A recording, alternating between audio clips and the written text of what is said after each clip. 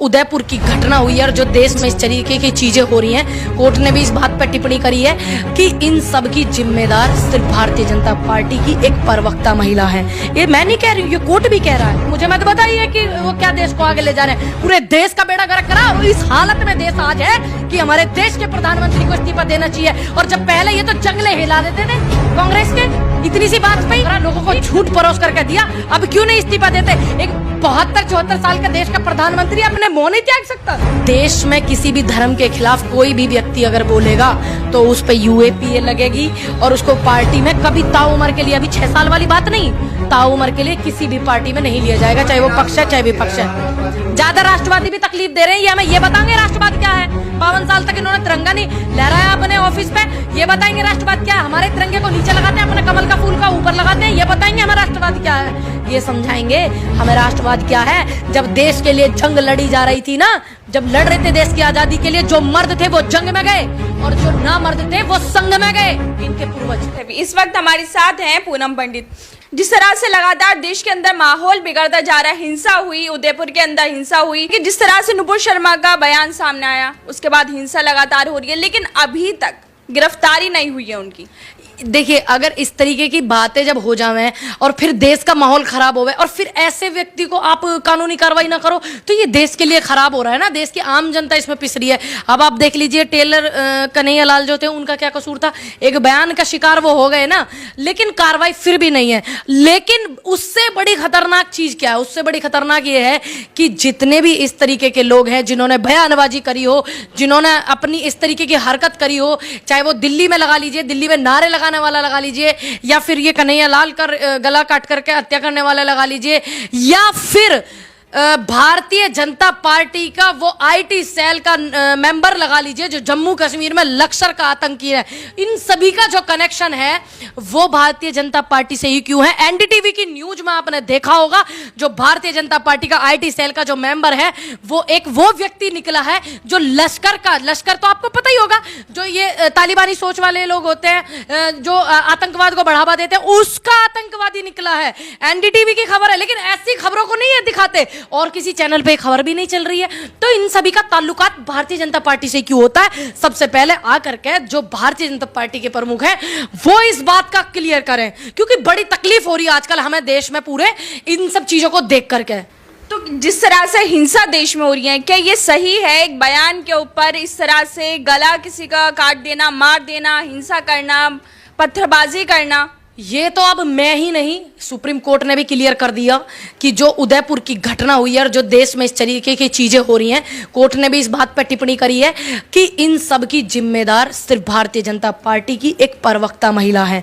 ये मैं नहीं कह रही हूँ, ये कोर्ट भी कह रहा है। ठीक है, मैं हो सकता है मैं झूठ बोल दूं क्योंकि मैं विपक्ष में हूं, लेकिन लोगों को सच सुनने में बड़ी तकलीफ होती है। जब हम विपक्ष में होते हैं तो हम अगर सच बोलते हैं, आवाज उठाते हैं, तो इनको यही तकलीफ होती है। जिस तरीके से राहुल गांधी की छवि इन्होंने खराब करने में इतना समय लगाया था 14 के चुनाव से पहले, वही चीजें भी फिर से दोहरा रहे हैं, जिसका नतीजा आपको देखने को मिला। जी न्यूज के एंकर बैठ करके, DA ने इतना बड़ा प्रोग्राम में बैठ करके कह रहा है कि राहुल गांधी ने आतंकियों को माफ कर दिया, उदयपुर वालों को। लेकिन नहीं, राहुल गांधी ने यह बयान दिया था जो वायनाड के ऑफिस में, केरल में, जहां से वायनाड से सांसद है राहुल गांधी, वहां पर जो तोड़फोड़ करने वाले बच्चे थे उनको एक कोई बात नहीं, ये मेरे अपने ही बच्चे हैं, मैंने माफ किया। लेकिन उसको जोड़ करके DNA में दिखा, फिर बाद में माफी मांगी। तो ये छवि खराब करने की इन पर कानूनी कार्रवाई होनी चाहिए कि नहीं होनी चाहिए? चैनलों पर मुकदमा इन पर दर्ज होना चाहिए कि नहीं होना चाहिए? लेकिन नहीं, मुकदमा सिर्फ किस पे दर्ज होगा? जो निष्पक्ष पत्रकार हैं, पत्रकारिता करेंगे, उन पे दर्ज होगा। सच दिखाने वाले पत्रकारों पे दर्ज होगा, सच बोलने वाले लोगों पे ED होगी, पुलिस प्रशासन परेशान करेगा। तो ये चीजें हम जैसे लोगों के लिए है और निष्पक्ष पत्रकारों के लिए है, ये इनके लिए नहीं है।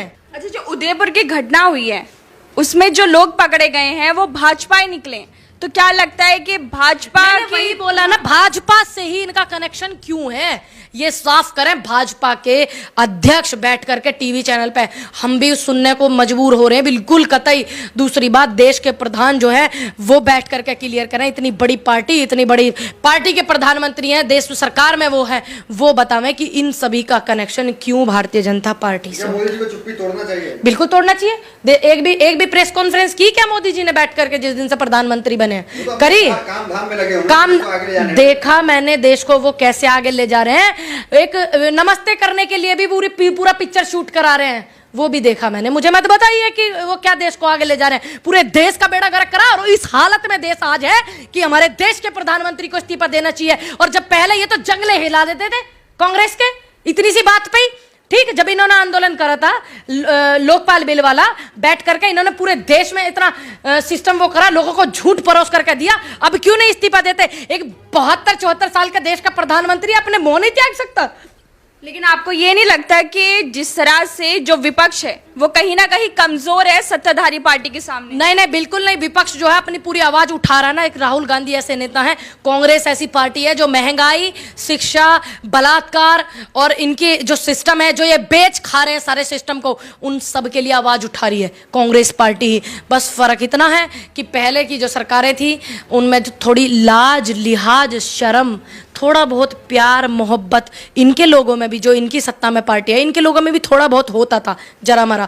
लेकिन इनको देश से कोई प्यार नहीं, इनकी आंखों में बिल्कुल भी शर्म नहीं कि ये विपक्ष की बात सुने या जनता की बात सुने।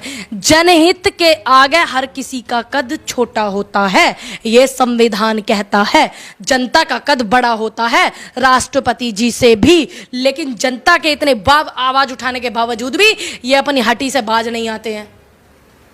अच्छा, राजस्थान में घटना हुई थी, एक दलित को मूंछ रखने पे मार दिया गया था, आपकी सरकार थी, वहां के लोग, कानूनी कार्रवाई हुई। वहां के लोग पहले प्रोटेस्ट करते, उसके बाद उनकी गिरफ्तारी। नहीं नहीं नहीं, सुनिए, जब एक बात बताइए, कोई भी चीज है, कभी कभी ऐसा होता है लोकल का जो वो होता है सिस्टम, उसको नहीं वो लिया जाता, लेकिन जब बात पहुंचती है, प्रोटेस्ट करने से पहले ही उनके आदेश जारी हो गए थे और पकड़े गए थे, वो उन पर कानूनी कार्रवाई हुई। ये नहीं है कि वहां कार्रवाई नहीं हुई। छत्तीसगढ़ का माहौल लगा लीजिए आप, राजस्थान का माहौल लगा लीजिए आप, और कानूनी कार्रवाई होती है। हमारी पार्टी ने कानूनी कार्रवाई करी ना, लेकिन लखीमपुर कांड करने वाला अभी आजाद घूम रहा है ना बंदा, उसके घर पे बुलडोजर नहीं चला ना, नुपुर शर्मा आजाद घूम रही है ना, नहीं चला ना, लेकिन हमारी पार्टी ने कानूनी कार्रवाई करी और मुझे गर्व है कि मैं ऐसी पार्टी से ताल्लुक रखती हूं, मैं उसकी कार्यकर्ता हूं। अच्छा, नुपुर शर्मा को तो निकाल दिया ना पार्टी से, अब कोर्ट तय करेगा कि उसको क्या सजा मिलेगी? निकालना कोई समाधान नहीं है। देखिए, कोर्ट, पार्टी, सरकार, पार्टी सरकार सब उनका है ना। निकालना समाधान अगर होता तो मैं भी कह देती। जब कोर्ट ने भी बोला है कि माफ़ी मांगनी चाहिए, इस महिला की वजह से पूरे देश की शांति भंग हुई, उदयपुर की घटना के लिए ये जिम्मेदार है, तो कोर्ट ने भी बोला है ना, तो क्या नुपुर शर्मा की गिरफ्तारी, दिल्ली पुलिस से भी पूछा है कि एफआईआर दर्ज हुई, गिरफ्तारी क्यों नहीं हुई, ये भी कोर्ट ने टिप्पणी करके पूछा है। तो क्यों नहीं हुई, देश उतावला जानने को। अच्छा, दिल्ली पुलिस जो है वो केंद्र सरकार के हाथ में आती है, तो लगता है कि कहीं ना कहीं नुपुर शर्मा को बचाने का काम किया। एससी सुप्रीम कोर्ट ने भी तो बोला है ना कि एफआईआर दर्ज होने के बावजूद गिरफ्तारी क्यों नहीं हुई। और आप आंकड़ा लगा लीजिए, दिल्ली पुलिस हो या केंद्र की कोई भी वो हो, इनकी बेल्ट की नौकरी वाले हमारे भाई जितने भी हैं, ये तो आपस में जनता से जवानों को भिड़वाते हैं, चाचा ताऊओं पे लठ बजवाते हैं, इनका ये काम है, नियम है, ठीक। ये सिर्फ दिल्ली पुलिस को कहाँ आगे करते हैं। अभी आपने देखा नहीं लोकतंत्र का कितना देखना तमाशा देखा, पूरे देश ने हमारे कांग्रेस कार्यालय में घुस करके दिल्ली पुलिस के जवानों ने हमारे कार्यकर्ताओं को किस तरीके से अंदर घुस करके मारपीट करी। और उनमें से मैं ये भी नहीं बोलूंगी कि क्लियर कि वो वही लोग हैं, क्योंकि कम से कम 20 लोगों की तो मैंने टोका उनको कि आपकी नेम प्लेट क्यों नहीं है भाई जी, तो कह रहे कि नेम प्लेट टूट गया है। मैंने कहा आपका टूट गया, इनका क्यों नहीं है? तो इस तरीके के लोग जो आइडेंटिटी क्यों छुपाते हैं अपनी, ये बताओ ना, आइडेंटिटी क्यों छुपा रहे हो आप अपनी? कम से कम 20 लोगों से लड़के ने उसने मास्क लगा रखा था, मैंने उसको हाथ से टच भी किया, हालांकि मुझे नहीं करना चाहिए। मैंने कहा भाई आप रुक के दिखाइए ना, आपका नाम क्या, आप अपना चेहरा दिखाइए। वो बंदा वहां से भाग गया, ठीक। ऐसे ऐसे दलाल भरे हुए हैं, तो आप क्या कहोगी उनको? दिल्ली पुलिस क्यों नहीं अरेस्टिंग करती है? ये माहौल शांत कब होगा जो नफरत देश में फैला जा रहा लगातार? जब देश के प्रधानमंत्री एक ट्वीट कर देंगे कि देश में किसी भी धर्म के खिलाफ कोई भी व्यक्ति अगर बोलेगा तो उस पर यूएपीए लगेगी और उसको पार्टी में कभी ताउम्र के लिए, अभी 6 साल वाली बात नहीं, ताउम्र के लिए किसी भी पार्टी में नहीं लिया जाएगा, चाहे वो पक्ष है चाहे विपक्ष है। ज्यादा राष्ट्रवादी भी तकलीफ दे रहे हैं, ये हमें ये बताएंगे राष्ट्रवाद क्या है? 52 साल तक इन्होंने तिरंगा नहीं लहराया अपने ऑफिस पे, ये बताएंगे राष्ट्रवाद क्या है? हमारे तिरंगे को नीचे लगाते हैं, अपने कमल का फूल का ऊपर लगाते हैं, ये बताएंगे हमें राष्ट्रवाद क्या है? ये समझाएंगे हमें राष्ट्रवाद क्या है। जब देश के लिए जंग लड़ी जा रही थी ना, जब लड़ रहे थे देश की आजादी के लिए, जो मर्द थे वो जंग में गए और जो ना मर्द थे वो संग में गए, इनके पूर्वज। मतलब आप संघ को सीधा सीधा टारगेट कर रहे हैं कि वहां पर जो लोग हैं उन्होंने आजादी की लड़ाई में साथ नहीं दिया। आप इतिहास उठा लो, चलो हो सके भाई मैं झूठ बोल रही हूं, मैंने झूठ बोला उसके लिए सॉरी। आप इतिहास उठा लो ना, प्रत्यक्ष को प्रमाण पत्र की थोड़ी जरूरत है, इतिहास उठाओ आप। पता लग जाएगा। हमारे वो पूर्वज हैं, मेरे वो पूर्वज हैं जिन्होंने देश को आज़ाद करवाने में कोड़े भी खाए, फांसी भी खाई, जेल भी काटी, जेल में भी रहे। इनके वो पूर्वज हैं जो माफीनामे लिखते थे और पेंशनें लेते थे। अब तो ये अखंड भारत की बात कर रहे हैं।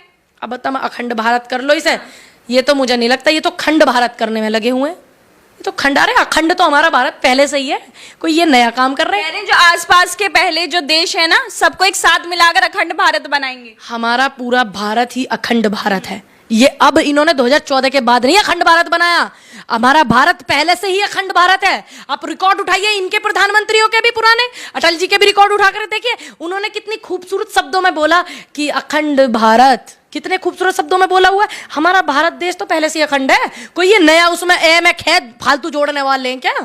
पहले से ही अखंड भारत है। ये जता ना जाए कि हमारा भारत अखंड नहीं है, पहले से ही अखंड है। ये तो खामोखा की बातें हैं इनकी, अखंड भारत बनाएंगे। अरे पहले से ही जो चीज बनी हुई है उसे तुम क्या बनाओगे? जो बनी हुई थी उसे तुम बेचने तो लग रहे हो।